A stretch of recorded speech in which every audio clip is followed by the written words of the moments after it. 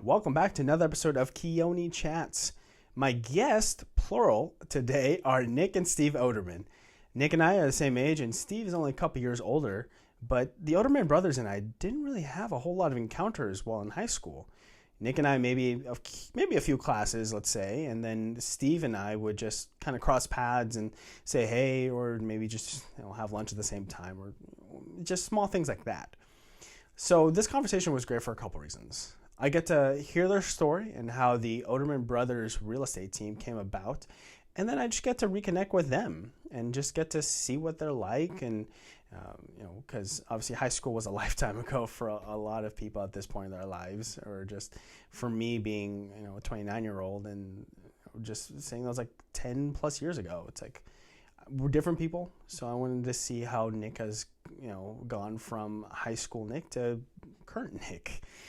But unfortunately, Nick had to leave midway through the interview as he had to go see some clients about a house and, do the work. So Steve and I finished it out, and we had a great conversation.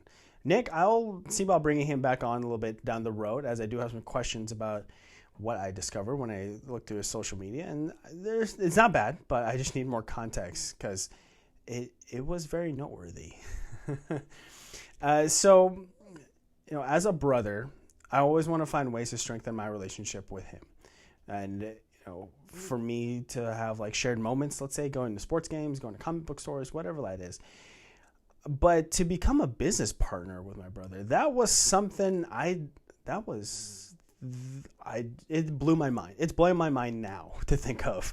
Just because, it's such a testing thing to take your relationship from one stage of, being blood and being someone's best friend to, running a business together. That's a big thing. And I was very excited to get these two on board and to get their story out there. And, they are up and coming. So any way I can help, I am more than happy to. So it's a great chat. But before we dive into that, I have to remind everyone that I am still working on this DC animated movies review series.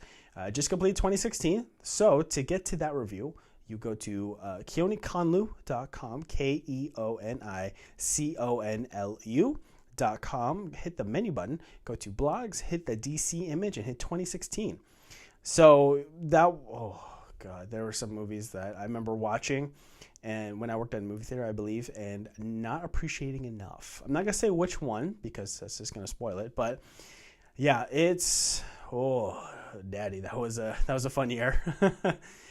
So yeah, check it out and tell me what you think, even if I'm wrong. But it's just, again, it's such a fun little side project for me to work on, be able to go relive some of those moments that I remember what I was doing when I first watched movie X, for example, and just be able to put my journalism brain to a different kind of way, because I'm so used to storytelling, but to be able to be a reviewer, and it's a little tricky because I'm having some criteria, but it's still a lot of fun. But anyway, so whether you are listening to this interview through Spotify, Apple Music, and now Amazon Music, which all you need to access Amazon Music is an Amazon membership. So if you ever shopped online with them, hey, you got it. There it is. So whether you are listening through that or you are watching it on YouTube through your laptop or phone, I hope you enjoy this chat with Nick and Steve Odermann of Odermann Brothers Real Estate.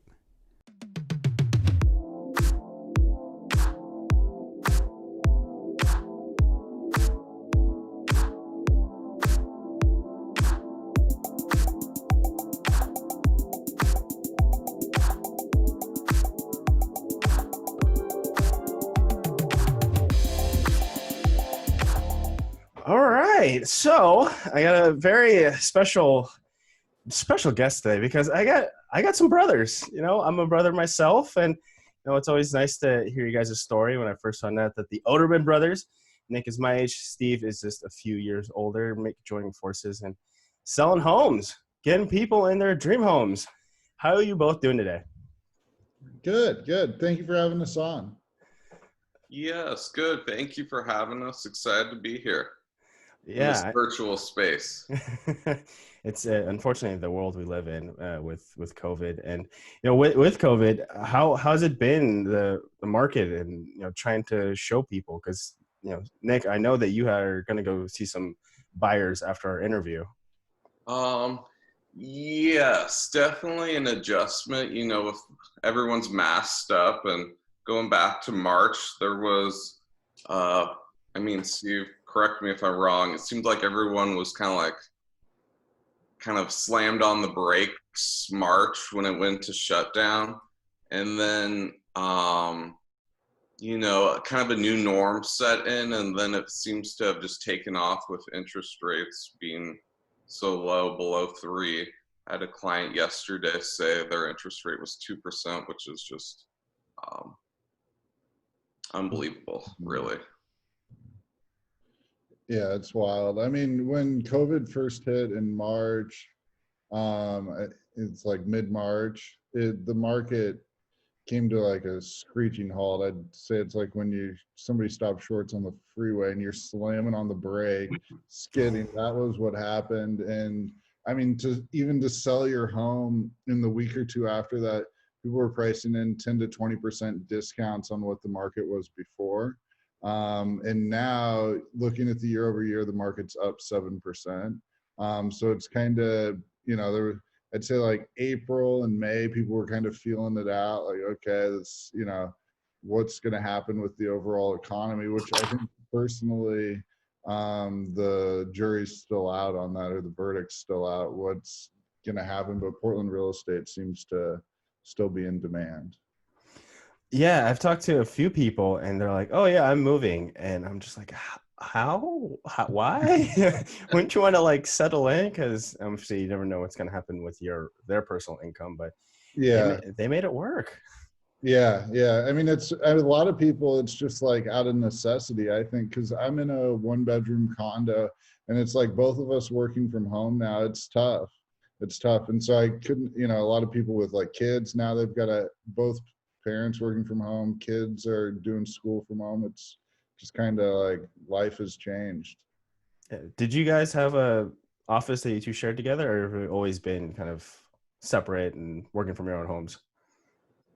We have an office. Yeah, a combination of two, though. Yeah. We were trying to get in the habit of having, twice a week meetings in the office, or at least weekly meetings, just to stay on track and really talk about goals and remaining focused on the big pictures while, working with the short term as well. Because in the day to day, you just get caught up in what needs to be accomplished right now, and you can lose track of what you're trying to build. Yeah. So have you had those meetings yet, or because of the smoke, you guys just put it off? No, we do Zoom calls and we talk every day, multiple times a day. But we're not meeting as much in person and not going into our office really at all. Just because it's tough to go in. I mean, Nick, we go in from time to time, I guess. Nick uses a little bit more than I do. But yeah, mostly Zoom and phone conversation right now. Yeah, so I've been in the office since day one, and then I've talked to a few people that have been at home, and then anytime I see them again, I'm like, "Oh, how's it going?" And they're like, "Oh dear God, I forgot what it's like to be quiet in the zone and be able to like shut people out and just have a work environment." I was like, "Come back in, come back in. I'll welcome you with open arms." Yeah, I know. It's it is something like I've gone in a couple times since when it's just like overwhelmed, and it's like, holy smokes, this is so much more efficient. In terms of, I guess there's a reason people have them. just maybe. So for the time of this recording, we are on the aftermath of a big wildfire. How has the smoke and all of that affected all of these houses you had up listed? Like, is there any smoke damage at all? It depends on market segment, honestly. Stuff within the conventional loan amount, which is conventional loan amount. So you're talking like under 550 after you calculate in down payment. is hot as ever, still getting shown. And the higher end stuff, people didn't want to go out in the smoke, and it just that kind of again came to a screeching halt where it's like we got stuck in purgatory again through the wildfires, Yeah. those homes. But that's yeah, nature of the beast. I guess going back to COVID and how that's affected things, there's definitely more of a demand for space around you, bigger lots, work from home space, you know, and the sacrifice there would be people aren't so high on their priority list, walkability.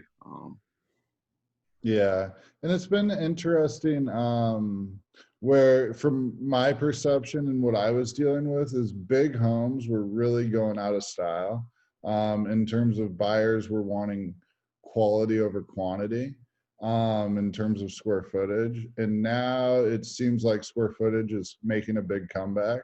And I think, you know, it's fairly obvious the reason would be COVID and working from home and all that, but it's been a sort of dramatic, interesting shift in the marketplace. So you guys found the silver lining in all this crap going on. You have to.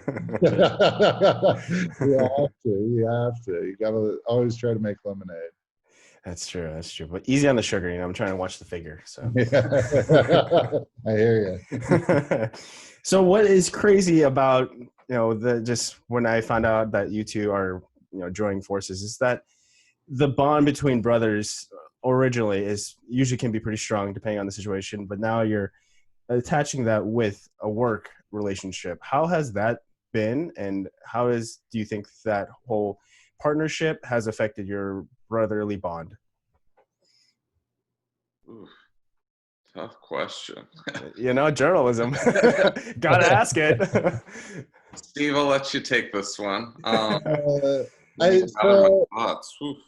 I mean, from my perspective, um, it just has strengthened our relationship, in my opinion, and it creates a special relationship. And when we were working with our aunts, like it's just special to be able to work with someone who you know, love, trust, and talk to them every day. They're your best friend. You know everything that's going on in their life. They know everything that's going on in your life. And like the trust, I mean, I've never, it's kind of weird to say, I guess, I've never worked with anyone that I haven't been related to in my career. And so there's a level of trust and personal knowledge on what, like, I know what I perceive to be my strengths. I know what I perceive to be my weaknesses. I know what Nick's strengths are. I know where, you know, there's areas he's working to improve. And so I think it just blends and it makes it super easy. The hard part is I think we can be a little harder on each other than we would be if we weren't related. You know, where that can, you know, we can just ride each other a little harder than we would, you know, someone else. But I don't know. It's overall, I don't know. What do you think, Nick? Yeah, I mean, it's just going into it, we already kind of, I don't know, knew our strengths and weaknesses. So I think that was a huge positive for us. Like Steve's, like a huge strength of Steve is a listing appointment, and he can just talk and talk and talk and talk and talk and talk. And it's just pretty cool to watch him just spew out and, you know, have all this dialogue and just know how to direct the conversation or know how to navigate kind of all the questions versus where I don't know. I just think our strengths and weaknesses play like I wouldn't be as good at presenting, but I think that's a huge strength of Steve's. And anyway, going back to working with our aunts, I think business and personal, it's kind of already mixed together. And a client actually said that to me a few days ago. But so it just kind of makes for an easy, natural balance, I guess, between it all. Yeah. And I mean, like what Nick's talking about in terms of like what he perceives as my strengths, all of that is credit to our aunts and how well I was trained during the process. I mean, they kind of, in the first year, it was just kind of sink or swim sort of thing for me, was my perception. And I don't know if you talk to them how they would tell you, but it was just trial by fire. And, you know, going in and taking notes on things they're doing, and just, you know, you just apply it, and looking at also things that, you know, where when you're able to sit in an appointment and watch somebody who's been in a business for 30 years, and you can pick up on the client's signals as well, where someone might not be picking up on it. I think that was incredibly valuable. So I don't, you know, anyway, it's just, yeah, I don't know how we got there from the brotherly bond, but it's It works. yeah. It works. So, Steve, maybe you'll be better to answer this. You know, Nick was just saying your strengths. What are some of Nick's strengths? I don't know if Nick wants to take it and gloat about himself, but that's, you know, No, I'm happy to brag about him. Nick's strengths are, I mean, he's incredibly detail oriented. He's someone that's also incredibly patient. And not that I think both of us, both feedback we've gotten from people is our patience, as a strength. But Nick really, really, really embodies someone who cares about their client, to the point of sometimes where I think he'll try to over negotiate for him. And it's like roadkill what he's trying to do to the other side, where it's, you know, but anyway, I think that's a huge strength. And just, I mean, his attention to detail. And because I don't know how to explain it. I guess because I have attention to detail, but there's minor little functions of things that Nick does that I wouldn't do, because it's not how I'm wired, that boosts our efficiency and kind of runs operations, that I think is just incredibly important. And I don't know. Our aunts always said that we could never do it without the other one, sort of thing. So we really, really mesh well in that sense. And I don't know, everything Nick does in terms of generating marketing, writing, you know, listing stuff, and just, I don't know, it's amazing in terms of all the background details that he takes care of. Yeah. And so, you know, kind of blazing the path was kind of crazy that both your, you know, big stops in life were the same. So high school, both Sunset, both University of Oregon alumni, now both working. Nick, what was it like to, you know, did you feel like you had to follow in his footsteps when it came to that kind of path? Or were you at some points where like, I need to make my own self. I need to be my own self. I want to do something else. Maybe I'll go to Oregon State. I'm glad you went to UO. Nick was at Oregon before me. Oh, what? I took a really roundabout way to get to U of O. But anyway, yeah, no, anyway, I'll let Nick answer. You know, at times, you know, there's definitely like, I mean, to Steve's point, like, I couldn't do it without him. Like, it would just drive me crazy. Like, just all the details involved in the process, and just having someone to talk to, and just kind of run a situation by, or how this can play out, or it's just like you can't really put a value on that. And just being able to be upfront and call them at all hours of the day, and say, hey, what do you think about XYZ here? But anyway. Yeah. So as far as trying to create your own path, like how often did you think very often about doing something different than what Steve's done, or you just like, Steve did it, I'm okay to maybe outdo him? Right when I first started, I mean, Steve, do you remember that day where I went on a walk with our aunts and was like trying to decide, like, do I actually want to do this sort of thing? And um, anyway, no, I don't think I would do anything else. It does, I mean, any job's going to have, the things you don't like about it and the things you do like about it. But I think at the end of the day, it's pretty cool to work with your brother and your best friend. So, Yeah, there you go. There you go. So, but when you say working with your aunts, you're referring to the sisters real estate team, correct? yes. Now, what is it like going into this real estate industry and knowing that your aunts kind of paved the way?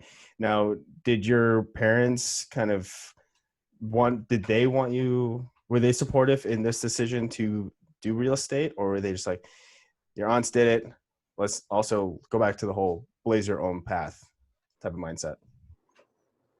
Um, they were pretty, I mean, what do you think, Steve? They were pretty like just, like do your own, well, not do your own thing, but they were pretty open to the idea of us doing it together. And, ultimately it's, they were happy to chat with us about like, you know, real estate, career wise. But at the end of the day, it wasn't like they were trying to steer us one way or another. But I don't know, Steve, what's your thoughts on that question? It's interesting because I never really had other options, sort of thing, or I've never applied for another job. There was never anything. It was just like, oh, great, this will be a great opportunity for me, and then I can figure out what I want to do, and just ended up falling in love. Nick more so had, a job in journalism that he was working, and so I think it was more so for him. But for our parents, it was they always just supported us in terms of whatever we do, as long as we're happy and can pay the bills. I mean, I don't think, they're just happy for us. I think that we I don't know, that we're happy, I guess. So, Steve, what is it about this industry that really spoke to you? And then maybe what is the best part about the journey when it comes to a person maybe it's submitting an interest towards a house and then to that final, I'm handing over the keys to you? The best part, because the process is daunting and Portland's market is fairly challenging to navigate just pretty consistently since I've started in the industry. It's been a very, very low inventory marketplace. So for me, what struck me is when you help someone find a house that they really, truly love, there's an emotional reward there that you wouldn't think, that I never would have even considered, right, getting into the business. But there is an emotional reward there because it turns into, for those, whatever, 3-4 months you're working with someone through from initial meeting to into transaction, you're communicating every day, pretty much multiple times a week.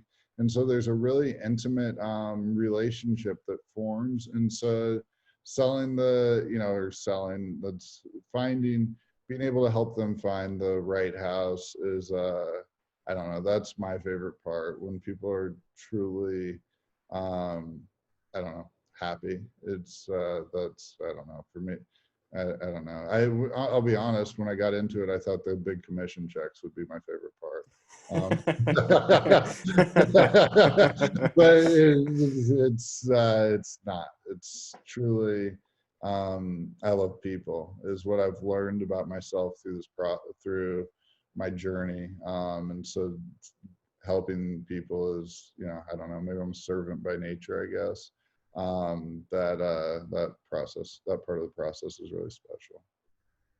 Yeah, you truly become their best friend for the, duration of the ride, through the 3 months, through the highs and the lows. Oh, like the lows being, this is the fourth offer you've written a house on, you didn't get it again, unfortunately, to the highs of passing off the keys and you did get the house, and anyway. It's definitely a roller coaster, and not only what's going on with um, you know going on in terms of the house search with them, but you also know a lot of things are going on personally, and you just feel their stress on what's going on in their life. Yeah. Um, At my work, there's a guy in our mergers and acquisitions. He actually no, I'm sorry. This is a woman that is kind of the middle person between departments, and she talked to me about this one client where it's starting to become a therapy session instead of actually like progressing towards a sale. How often do you both have to play therapist when it comes to them getting knocked down, didn't get the offer? How much of a therapy session or how much of a cheerleader do you have to be to help them get back in the game? yes, that's a huge role, kind of listening to them and understanding where they're coming from, what other factors are going on in their life personally, and kind of deliver the news, but kind of, lift them back up to, it wasn't meant to be, or we'll find something better to, you know, give them hope on finding, the perfect place for them. Yeah, in terms of percent, to answer it, 99.99999% of the time. It's just because it's an emotional roller coaster. It's a lot of money. You have a home inspection, even if you're a seasoned investor and you're looking at all these things, who's done maybe 20, 30 real estate transactions in their life. Everyone has its different stresses.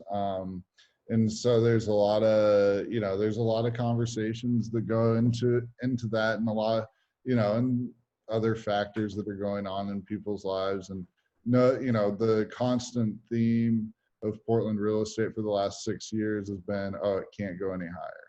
It can't go any higher. And nobody likes to feel like they're buying at the top, right? And so there's, that's a part of it. I mean, there's just all sorts of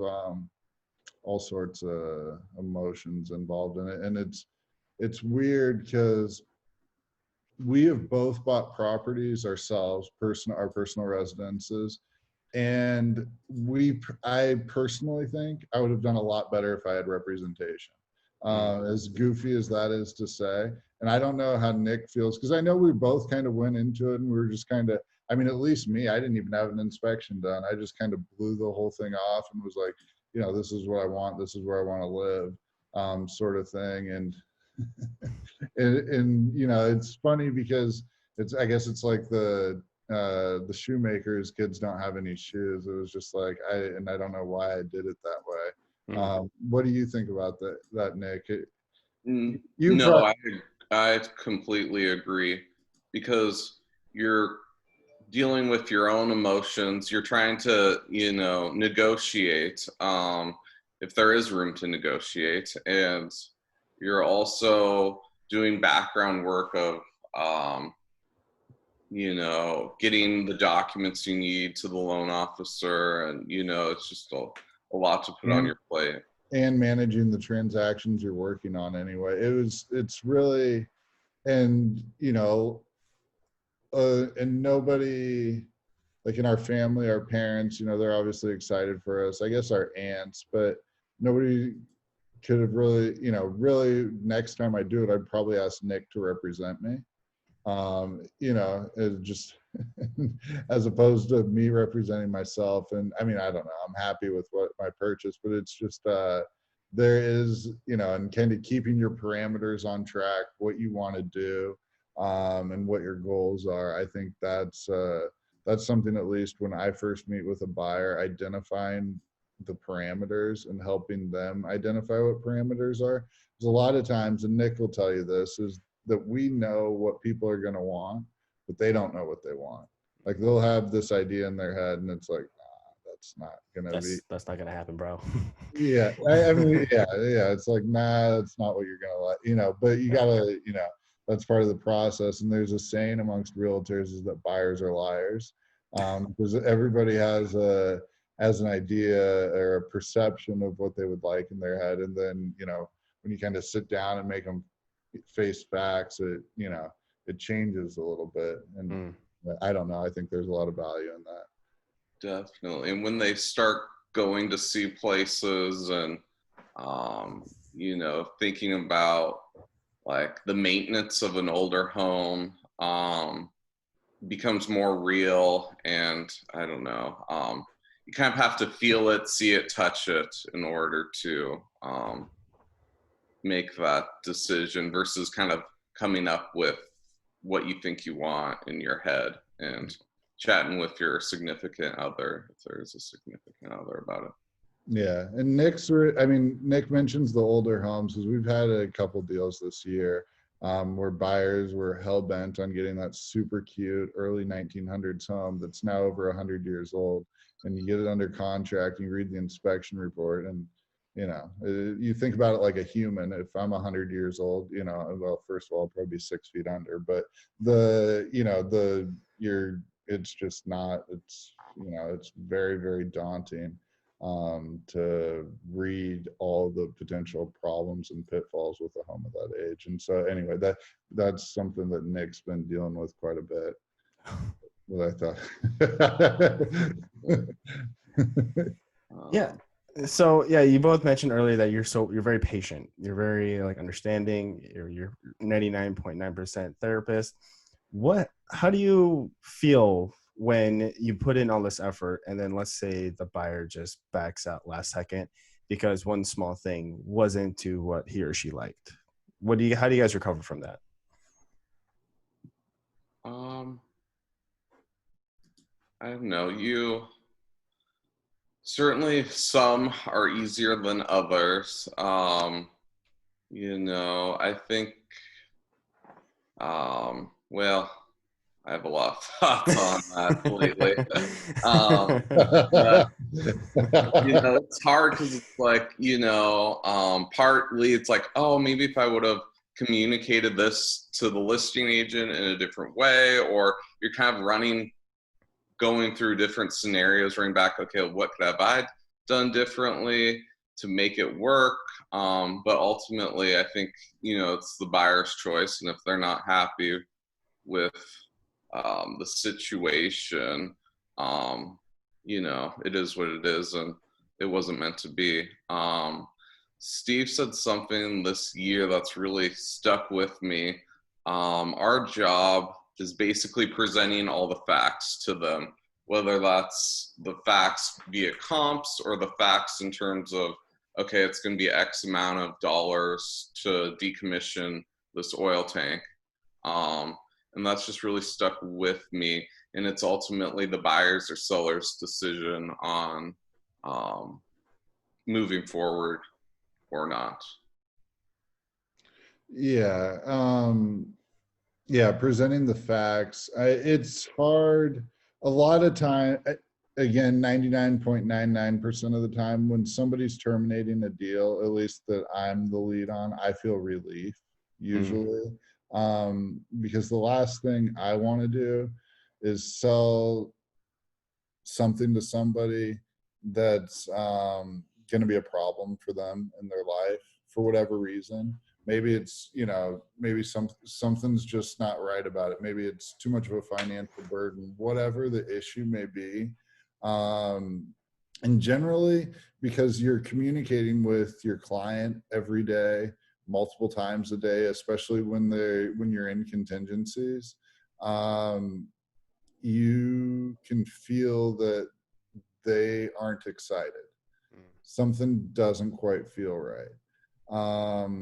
And the hardest part is sometimes it'll be a house that, like, for me, if it's a house that I can see the value in it, I get it for whatever reason, the house clicks for me. And I'm like, this would be a great investment, or for whatever reason, I'm really sold on this being the right house for them. Then it can be kind of deflating because it's like, how am I ever going to find something better than that, for this client again? But even in those circumstances, there's relief there because you're hitting in one of my back before in the pre-COVID rules, one of my favorite business tools, and you might get a kick out of this, is alcohol. Well, and not for myself, although I do self-medicate quite a bit with the old bottle. But I like to go out to dinner, I've noticed, after showings with a client. We viewed a few homes, get a beer, glass of wine in them, and it loosens them up, and they'll actually tell me what, what's going on behind the scenes that are driving decisions for them. Because it's very private, it's very personal what's going on. And I tell everyone, I have no interest in your personal financial situation. Whether you're spending your absolute top dollar, or you could spend $30 million on a house, it makes no difference to me. I just want to find whatever you're looking for. But figuring out what's motivating the decisions, in terms of that can really accelerate the process and gives insight into that. But it's tough to get out of people because it is such an intimate thing, whatever's going on. And so a couple beers usually helps. From Nick, has he had to go see a buyer or a seller? No, it was buyer, right? Yeah. So we are now the one-man show. Mr. Steve Odermann's here to take the reins going forward. Okay, so we were last discussing how you dealt with people that were a little bit iffy on finishing out the sell or finishing out the buy. And then you said alcohol was your best. Alcohol was my best tool. Well, no, I mean, because for me, I have found that, like, it's an educational process. No matter who you are, whether you're a first-time home buyer or whatever. And so alcohol can help to get to the point of what are the actual parameters. Because a lot of times people will start to feel like there's a change that's going on, just because they're walking through homes, they're seeing them, they're talking about them. It's just natural how it works that way.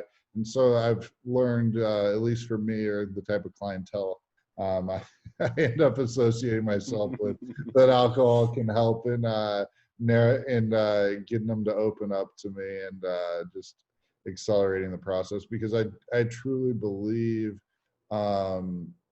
that it's extraordinarily rare that in my experience, especially someone who, for a first-time home buyer, which we do a lot of first-time home buyer stuff, that they're confident and comfortable enough to purchase something without seeing 10, 15 homes. And usually what I tell buyers when I start working with them, and it has to do with the velocity in the marketplace, is usually it takes missing a good one to get you to understand what the marketplace is. And so anyway. Yeah. And what have you seen Nick's technique when it comes to kind of maybe helping that customer or helping that client get to that finish line, or just helping him helping it recover?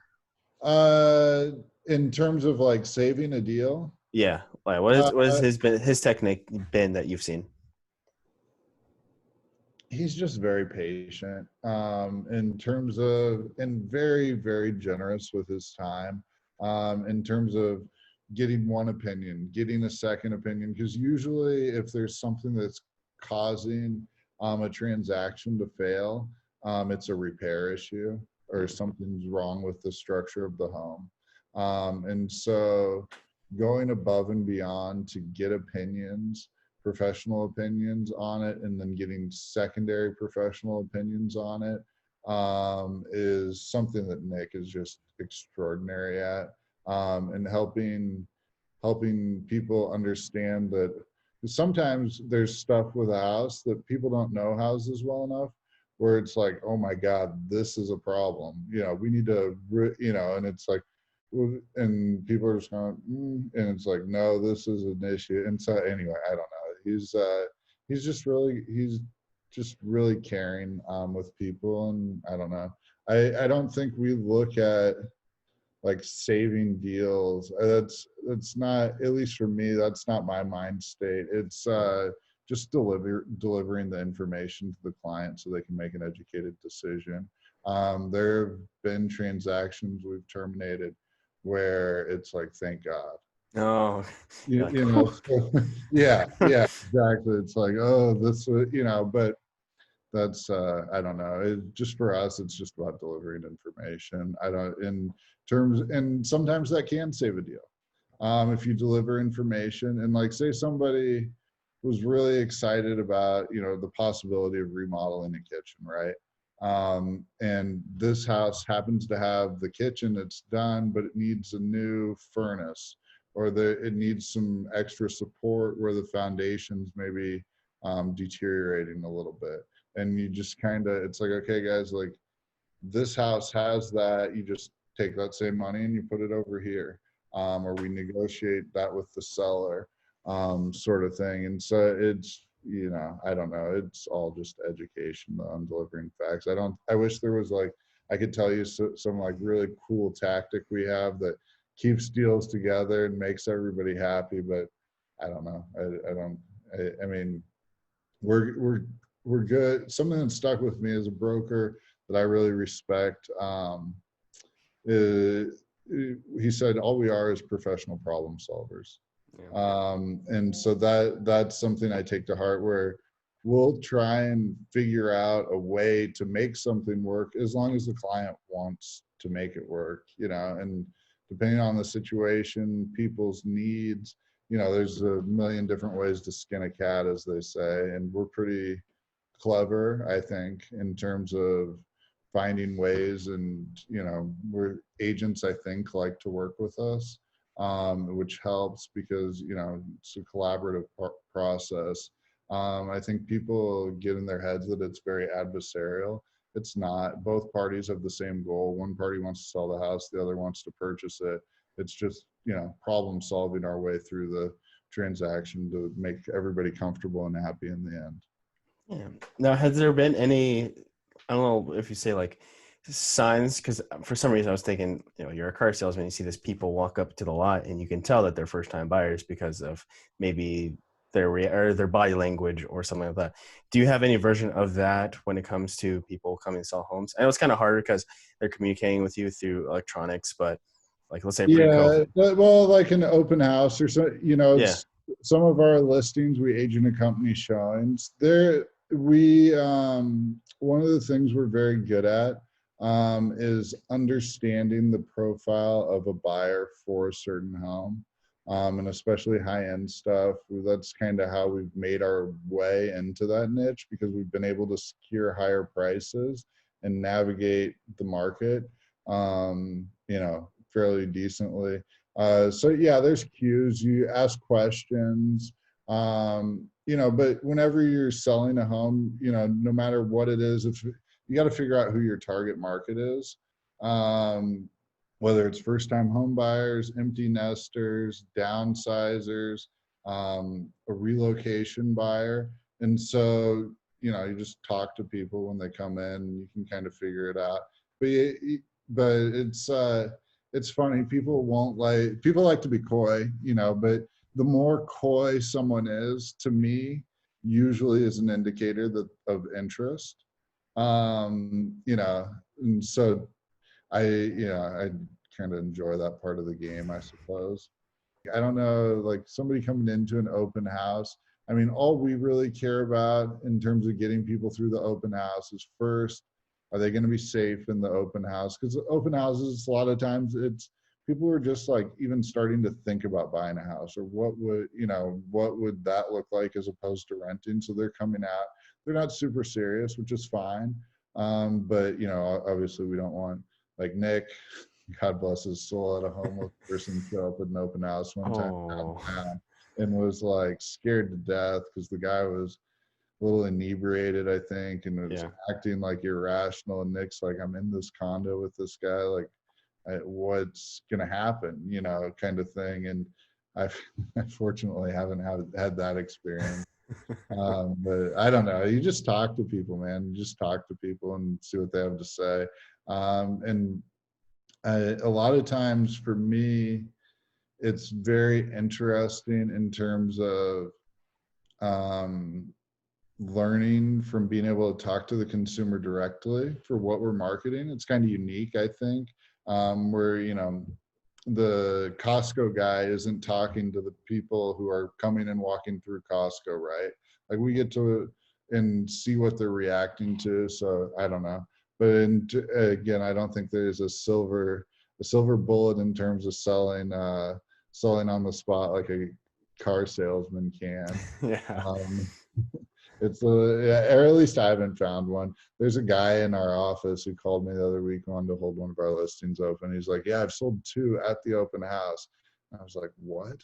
Because that's like unheard of. It's literally unheard of, where people will walk in and write a contract, and he's done a couple of them. And I was like, "Oh well, shit, you need to start holding all of our listings open." Yeah. Sort of thing. Can you walk me through that conversation you had with Nick when he was thinking about joining the real estate industry after leaving journalism? He was still in journalism, and I was kind of recruiting him. I was just having so much fun. It was something where I was never someone very academically inclined. I guess would be the politically correct way of putting it. My mom would tell you that I was just a crappy student. Um, but there was something about real estate where just like coming in, and I think it's more so relates to kind of the entrepreneurial spirit of it, where you're building a business and you're working in every facet of it. Like that's something that I know Nick really truly loves, and that he wouldn't be able to find somewhere else, where he can spend his morning working in sales, his afternoon working in marketing, and his evening working in advertising, you know, sort of thing. Like it's every day is something different. And to me, I look at it like a game, like I'm playing Settlers of Catan almost, you know, sort of thing, where it's just putting pieces to the puzzle together. And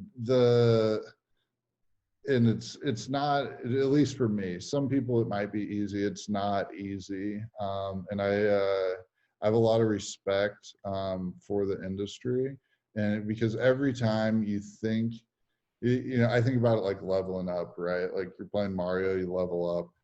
Every time I start to think we're leveling up, you know, you get humbled quick, sort of thing. And so that's to me, that challenge, I think is really fun. And I like the aspect of it where amongst brokers, there is a scoreboard. You know, it's sales volume, right or wrong, you know, that is a factor in it. And, you know, so I like my competitive side of me likes that part of it too. Yeah, I was about to say that. I can't remember if you did football in high school or not, or maybe just for like a year, but how competitive are the Odermann men or just Odermann people in your whole family when it comes not just say like, you know, real estate or well, let's say the family football game? How competitive are you guys? Extraordinarily. It's something, and it's something where I don't know if you remember George and Alex Curtis. A little, yeah. So I grew up with them, like me and George, from preschool, and their family is extremely competitive too. I mean, everything. I mean, my mom always tells the story of my sister when she was a little girl playing checkers with my dad, and my dad would just destroy her every time. We'd play like 3 games, and then she'd leave crying. And he was like, I don't know. That's all he wants to play. I'm going to play and I'm going to win. You know, that's kind of, that, I mean, you know, so I don't know. There's no lack of competitiveness between, you know, me and Nick. I mean, for me and Nick, I think anybody, in terms of our industry and some of the areas we work in my opinion, are some of the most competitive markets in the city, in the state, Pacific Northwest, wherever you want to say, in terms of neighborhoods and agents. And to me, it's a lot of fun. You're competing against incredibly talented people that are incredibly good at what they do. And you just kind of learn different tricks and different, different things, like what are they doing? And you watch market and you're like, oh wow, that's interesting. We started doing that and now they're doing that. Like, so it's like, oh, it seems perception is that was a good idea. So I don't know. It's that aspect of it is really, really, I think, fun. Very much like playing sports, I think. Where you're just competing. I mean, you're trying to do the best you can, but you're competing for business every day. It's 100% commission industry, and I don't know. It's just fun. It's just fun.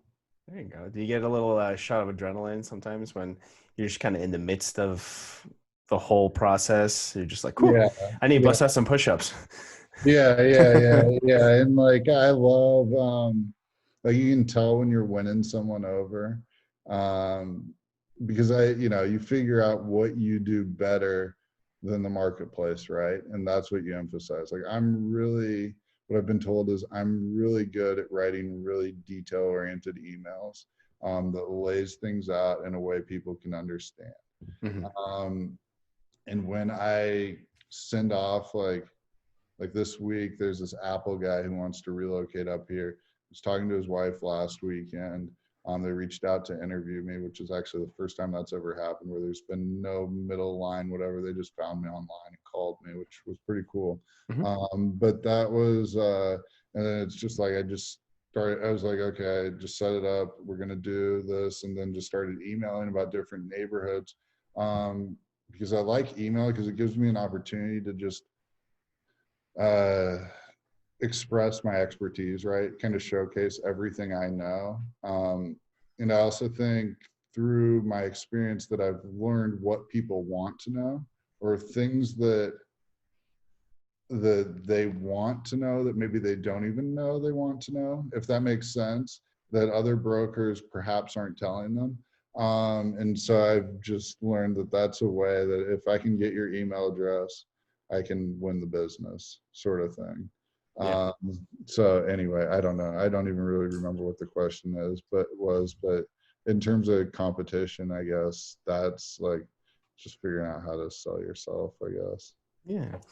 And so tell me about the conversation or the idea that came about after that, the idea Oh, of you.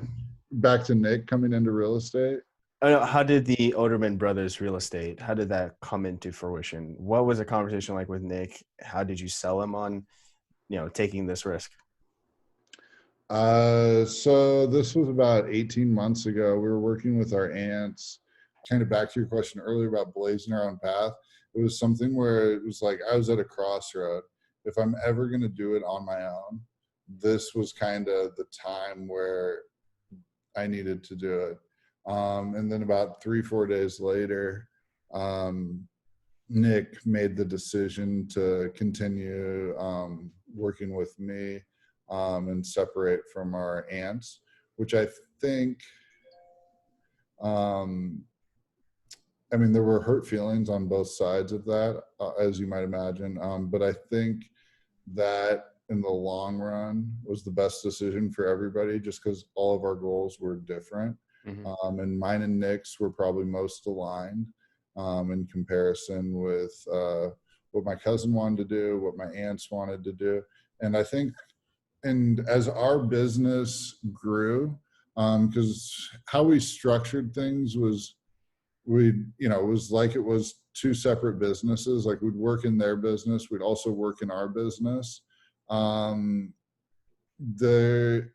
we were moving at a pace because they were ready to retire. They enjoyed doing maybe, I don't know, a deal a month or sort of thing, like just always kind of having a transaction going, just to give some work, which is fine.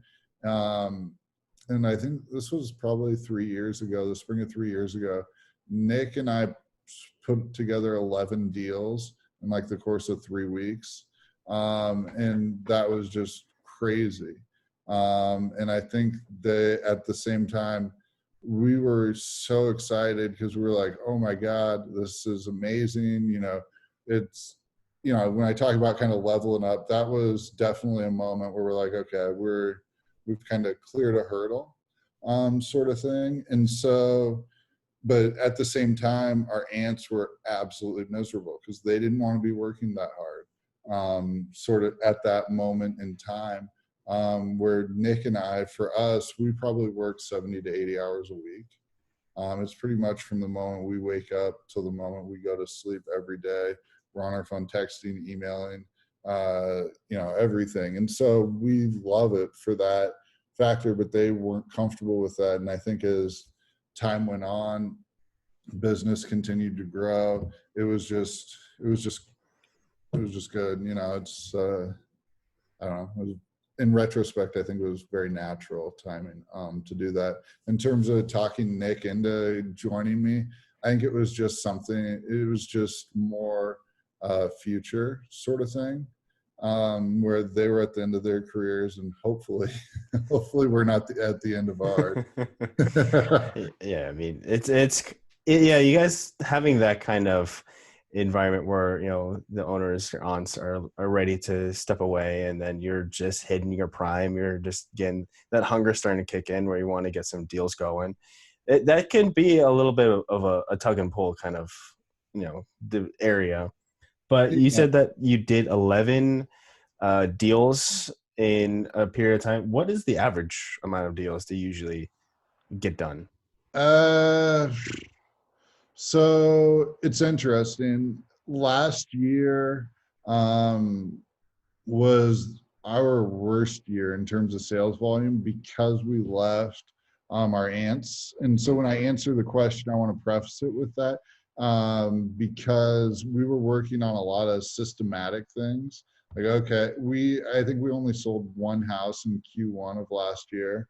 This year, my guess is we'll sell uh, somewhere probably between 18 and 24 homes. Where really, I think if we're running efficiently, where we should be, and what I've been told by the owners of our company is that we should probably be cranking out about 3 a month. But our average sale price is a bit higher than most too, which creates longer sort of market time, both on the sales cycle and the buy cycle. So it takes time to build up that sort of velocity as well, just because it takes longer for those homes to sell. So anyway, I don't. Right now, we're probably last year. I think we did on about one a month. We had an awful fourth quarter. First quarter we spent reorganizing our business. Second and third quarter we went, well, really second quarter we went balls to the wall. I mean, we broke our sales records in terms of a single month.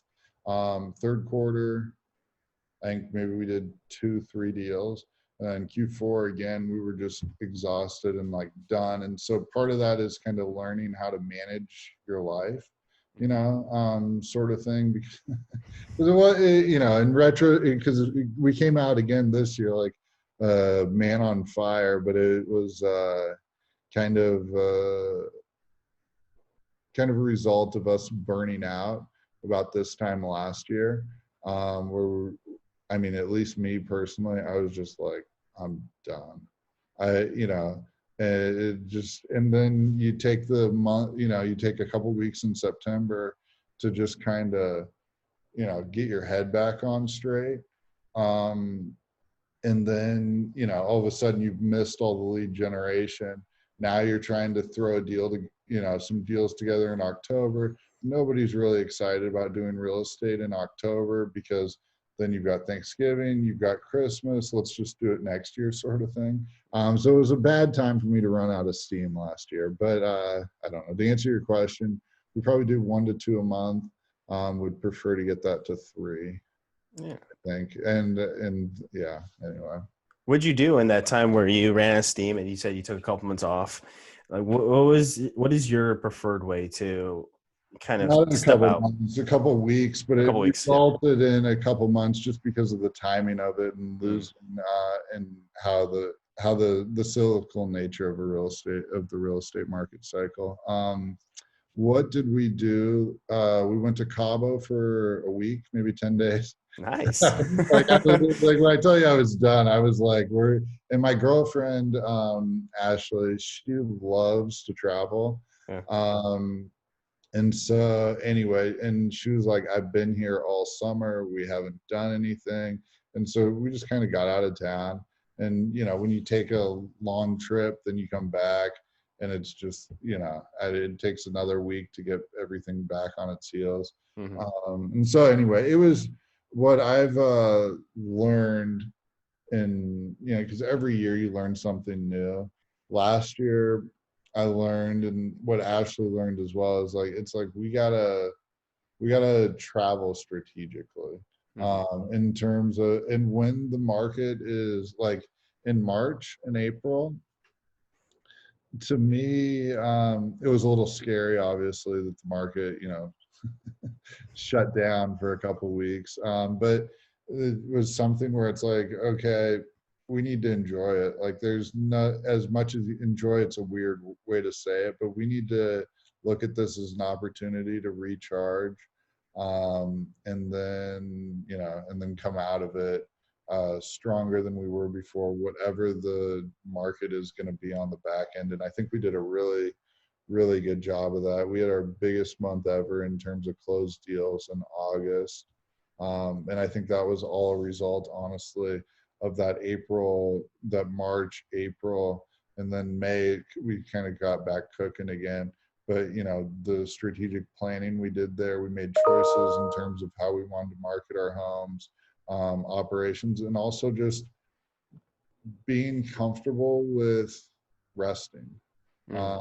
And it's weird to compare a broker to a professional athlete, but it's like, you look at guys, they need rest. We're talking about our fantasy football teams going through injuries. Guys need rest. And so just kind of realizing that and learning that we need rest is a big thing.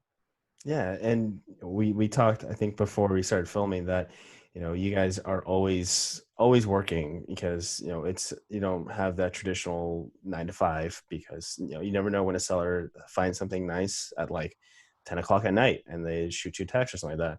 How do you what does that do to your outside of being burnt out? How else do you feel mentally when you have to always turn it on, turn it off when you just want to relax? You want to just shoot the shit with people, and then you have to like, oh crap, I got to turn it back on, and then kind of Yeah. keep that balance. Yeah. I mean, yeah, it's something where I don't know. It's hard.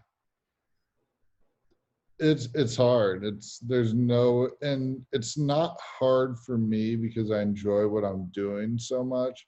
It's hard for like my girlfriend. It's hard for my parents. It's hard for people in my life, who I, want to spend time with and who want to spend time with me, because um, they know that this is just a sacrifice that I'm making right now. And my hope is that over the course of the next 2-3 years, we'll get our business to a point and get our reputation to a point through proven results, that people will work more on our time, right? Because Hmm. right now, kind of new kids on the block sort of thing. Somebody says jump, I say how high. Yeah. I've had clients call me at 4 in the morning before, and I like wake up and I'm looking at my phone like this, like, are you fucking kidding me? And then they answer the phone and I'm like, okay, slap myself and the answer, early bird gets the worm. How is it? Good morning. Didn't think you would be up. What are you doing up this early? You know, and it's just like, it's just life, I mean, it's for us right now in business. And I mean, it's wonderful. I mean, I look at, I'm sure there's like the guy who was calling me, I've sold a couple houses to, and he's calling me at 4 a.m. By God, he could be calling me at 3 a.m. too, 2 a.m. And it's wonderful that, I have the opportunity to speak to him, sort of thing. Yeah. And so, how did you feel when in August you had an article written up about you called Rising Stars from the realproducersportland.com? How was that interview process? And then when it got released, what'd you think? I thought it was cool.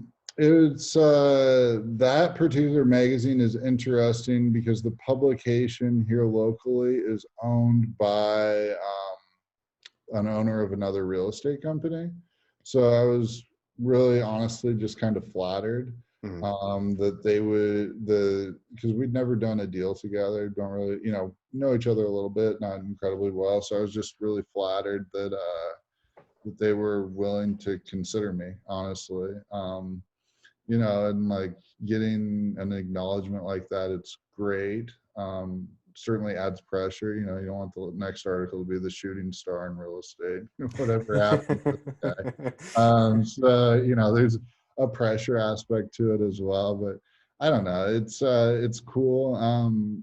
Who it really means a lot to, honestly, is my parents, because it's for them, I, again, wasn't the best student academically and, all that stuff. So it's just like, I don't know. I don't know. It's just cool, I think, for them to be able, it makes me proud to be able to say, hey, mom, hey, dad, look at this. This is cool. The rest of it, I don't know. The interview process was really nice. They're really nice people, obviously, to consider me, but I don't know. It hasn't changed me in any way. And, whatever. It's just, I don't know, I'm flattered, and, I'm glad my mom has a copy of the magazine. Yeah. Did she frame it and put it on like next to the front door as soon as people come No, in? no, I don't know what she did. She probably threw it away, but no, she didn't do that. I think she just keeps it in like in like coffee table in the living room sort of thing, whatever. It's but just to kind of like, go give her the article or the magazine, like whatever, that was, to me, was really, really cool. Yeah, because a lot of the things we do in post college or even a little bit during college, it's for our parents. We get the degree, and it's good for us, but also to get our parents' reactions and see how they enjoy the moments of our successes. Mm-hmm. It does, for me at least, it motivates me to keep pushing on, even though like I do find those mental struggles or just mental exertions. I'm just like, oh God, I don't want to just. But mom really enjoys it. Okay, I'll do one more, and then next thing you know, I'll do 5 more. Yeah, you just keep going. No, it is. I mean, because it's weird, and like growing up, it's such a little shit. But it's they put so much time in, like, literally their lives. Your lives become your children's. You hang out with them after work to keep them preoccupied. You go to their sporting games on the weekends if they play sports. Whatever. You do all that, and so I don't know. It's I don't know. I imagine there's a certain amount of pride and reward they get, and it's like, oh, it wasn't quite the screw up we thought he was. I mean, I wouldn't call you a screw up because in 2015 you were the Realty Trust Lake Oswego office bowling champion. How about I, that for a transition? oh my God, I know. Oh, I do have a framed copy of that in my office. That was so funny. It was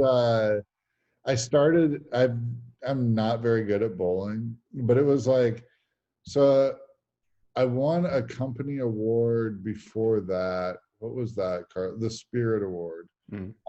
And then we had the office bowling tournament. I won that, and people were just like, "Who is this guy?"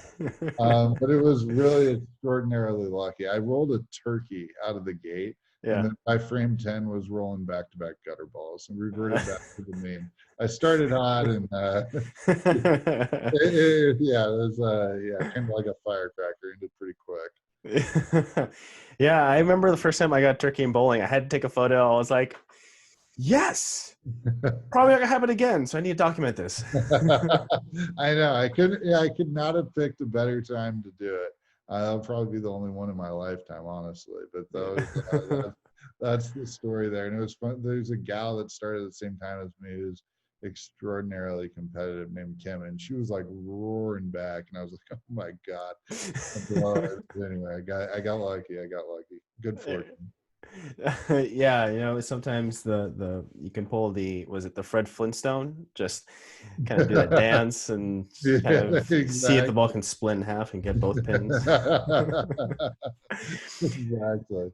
So you guys are realtors for the Lake Oswego area. What was it about Lake Oswego that really drew you and Nick in, or do you just tried other cities and just didn't like it? What was the thought No, there? no, I mean, we service, honestly, we maybe sell a house or two a year in Lake Oswego. We don't, the Dunthorpe neighborhood in Southwest Portland is where we probably do the most business. But other than that, we're everywhere. We've got, right now, we've got 2 deals going in Beaverton, uh, like 3 buyers looking in North Portland. I do have buyers looking in Lake Oswego, West Hills. Like we're all over the place. Yeah. Really well Lake Oswego, the Lake Oswego office is just because of where our aunts were located. In terms of their practice, we don't really farm neighborhoods or areas. We mostly work through our sphere of influence and nurture relationships. That's kind of our thing. So that can be a little misleading in terms of, I would say anywhere within a 5-10 mile radius of Portland, we're servicing. And I mean, we've got anyone who's willing to give us an opportunity. We're very excited to see if we can seize it. And, Yeah. So, if Nick was still here, I'd ask him too, because this was the end, but I want to end the interview on a little bit of a fun note. So, I'm going to ask you a couple hypothetical questions. All right. good. Let's answer it as quickly, or if you need some time, that's fine too. But I want to have a little fun ending my episodes now, because Cool. you will be episode 21, and I'm like, Oh, awesome. ooh, all right. That's amazing. Congratulations. Thank you. And I try some new things. I got a desk during my little 2-week break, and I feel like an anchor now. So now I got the papers to really, I complete love the it. image. I love it. I love it. You got the title belt behind you. You got the duck paraphernalia, X-Men. You're killing it, man. I love it. Thank you. Thank you. All right. So let's go with, okay, let's just, if you were given any one luxury item, but you couldn't sell it, what luxury item would you want? But you couldn't sell it. So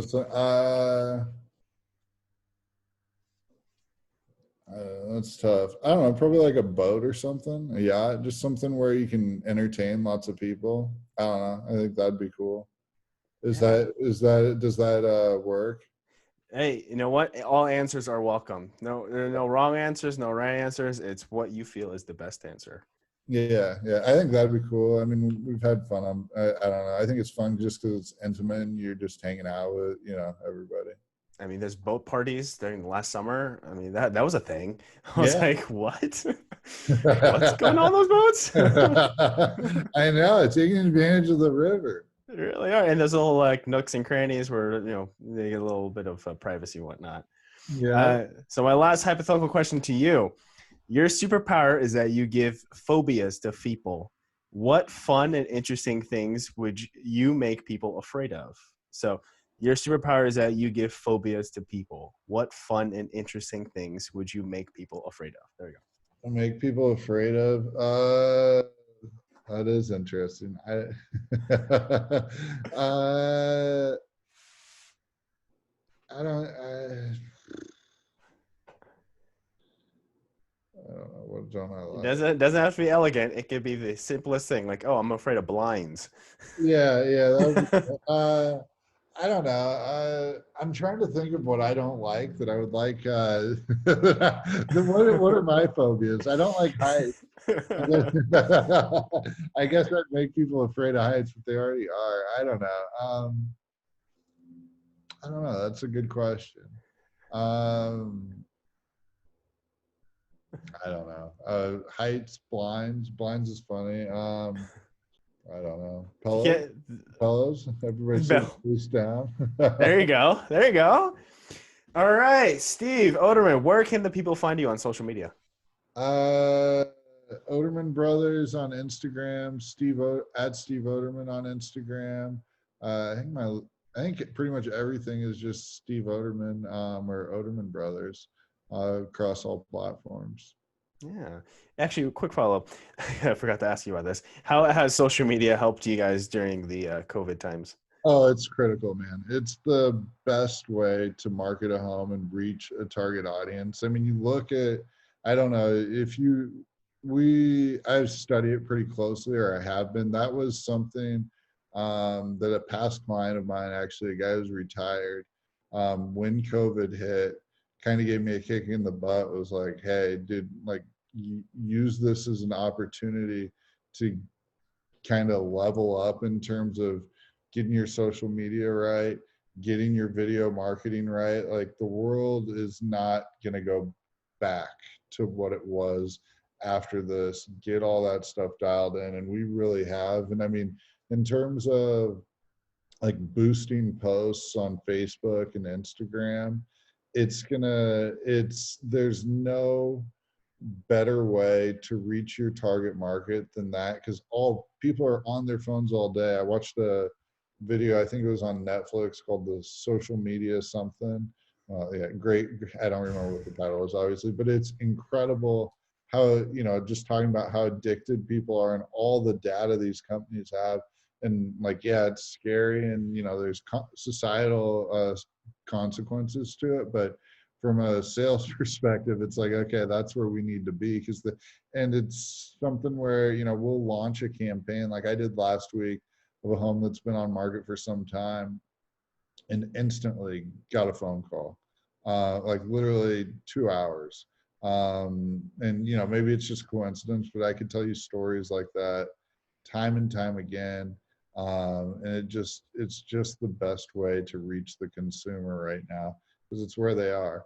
And they might not be here. And really what's changed in terms of real estate marketing in my career is the power of videography within marketing. Putting together a cool video package really does wonders for a home, in my opinion. Because the funny thing about buying a home that people don't really think about, I don't think, is that you're in the home for maybe 20 minutes, then you leave, and then you're looking at it online. All the marketing's on Zillow, Realtor.com, whatever platform you're using. You're just looking at the photos and the video over and over and over again. Then maybe some people will come back for a second showing before they write an offer. You spend another 20 minutes in the home. And then you're in the home maybe once again during inspections before it closes. And so you spend maybe an hour in the home the entire time, and everything else is social media. It's on Zillow. And so that is the biggest key in terms of marketing. And I didn't realize how powerful video marketing was until this year, and the social media thing, because that was something that, we talk about making lemonade. That was our lemonade coming out of March and April. And now it's something we do at all price points, and we push it because it's just what the buyer is seeing, and it's until it like hits you in the face, because it took me a couple of years to realize this. I always knew the photos were important, but until it just smacked me right in the face that, whoa, my clients that are buying this house been in the home maybe 3 times prior to closing. Everything else is them looking at it online. And so delivering quality marketing content via social media, via Zillow, via RMLS, that to me is the key in selling a home and getting top dollar. So I don't know. Probably a long answer to a simple question. I'm pretty good at those. As Nick likes to say, I like to talk. And you said in your emails you're very detail oriented. That was a very detail oriented answer, which is great, because now I don't have any follow questions. That was the perfect way to end this. I appreciate it, man. Yeah, I don't know. I'm glad you asked that question though, because it is a good question, and It's something that, like, I don't know. And I tell other agents who've been in the industry way longer than me that, there were agents that were doing the video stuff before us, that were really on the cutting edge, but I feel like we're still at a point where we're semi-early adapters to it. And I tell every agent I know, it's like, do the video, take the time to learn Facebook and how to utilize it as a tool, and Instagram, and it just works. Yeah, I just remember when, let's say I'm looking at an apartment for college, and I would just live on that website and just take the photos and then start managing myself in that house. So yeah, upgrading marketing is always it's a great idea, especially right now. Yeah. And I mean, you're sending the other thing about it is you could come to the house and be like, whoa, this place is way better than the photos. Oh my God. But you're also sending those photos, like your loved ones that are, wherever your parents are, best friends, they're not necessarily coming to look at the house with you. And you want to deliver a product that they're proud to send to their relatives, to get that positive reinforcement on, oh yeah, oh, that's amazing that you have the opportunity to buy that house. That takes it to the next level. Yeah, definitely. I know I did that when, showing that to my parents. I was like, oh, hey, so this is the apartment I'm going to live in. That's the bathroom, blah, blah, blah, blah, blah. And then when they like, I like it, I'm like, all right, we're going with it. Let's go. Oh, perfect. Sold. All right, Steve, let's get your plug in for your social medias one more time, because that way it stays a little more fresh in the audience's ears or eyes. So where can the people find you on social media one more time? At Odermann Brothers, and then at Steve Odermann across all platforms. Yes. And then I believe Nick's would probably be at Nick Odermann, something like that. Yeah. Nick is on Twitter. I don't know if he has an active Instagram or Facebook right now. But yeah, it would either be Nick Odermann. I know he's on LinkedIn. Nick Odermann, and then Odermann Brothers is the way to get a hold of us too. And see what we're up to. All right, thank you so much. I'll thank Nick because he had to step away, but thank you to you, Steve, for taking time out of your lovely Sunday and with your lovely towers behind you. So yeah, thank you again for stopping by, and I'm very excited for you guys and what you guys got going on from this point forward. And I'll always be rooting for you guys in this corner of the Oregon world. Yeah, no, I appreciate the opportunity to be on, and you taking an interest in our business. Hopefully we didn't put the audience to sleep. Thank you so much for sticking around to the end of the interview. Do you have any questions for the guest? Put them in the comments below, then I'll get them answered for you. So if you like what you heard and you want to hear more from Keoni Chats, the show can be found on Spotify, Apple Music, and now Amazon Music. But if you want a video version, you can search Keoni Chats on YouTube, subscribe, and hit the bell button to get notified when a new episode is released.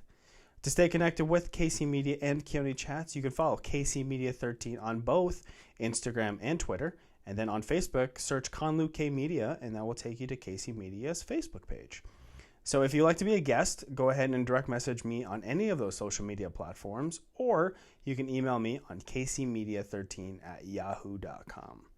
So until the next episode, everyone, please take care.